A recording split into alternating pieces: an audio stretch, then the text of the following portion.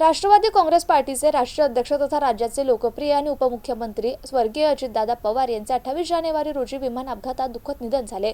या घटनेमुळे संपूर्ण महाराष्ट्र शोकसागरात बुडालाय। नरसी नामदेव येथील कयाधू नदीच्या तीरावर विधिवत अस्थिविसर्जन करण्यात आले।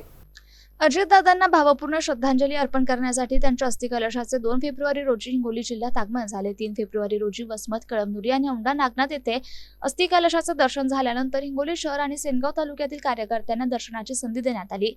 हिंगोली शहरातील गांधी चौक येथे हजारो कार्यकर्त्यांनी नागरिकांनी उपस्थित राहून अस्थिकलशास अभिवादन केले।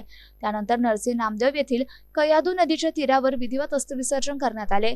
यावेळी राष्ट्रवादी काँग्रेस पार्टीचे हिंगोली जिल्हाध्यक्ष बी.डी. बांगर, प्रदेश चिटणीस प्रकाश थोरात, माजी नगराध्यक्ष दिलीप चव्हाण, डॉक्टर दिलीप म्हस्के, डॉक्टर वसंत म्हस्के, बाजीराव सवडकर, कळमनुरीचे माजी उपनगराध्यक्ष नाझीम रिझवी, बालाजी घुगे, कैलासराव खिल्लारे, अफजल भाई, कळमनुरी विधानसभा अध्यक्ष शिवाजी शिंदे, नगरसेवक खय्युमभाई, सुखदेव बलखंडे, पंकज बांगर, सेनगाव तालुका अध्यक्ष विकास शिंदे, नगरसेवक अमिल कळासरे, विलास आघाव, पुरुषोत्तम झाडे यांच्यासह राष्ट्रवादी काँग्रेसचे असंख्य कार्यकर्ते आणि पदाधिकारी मोठ्या संख्येने उपस्थित होते।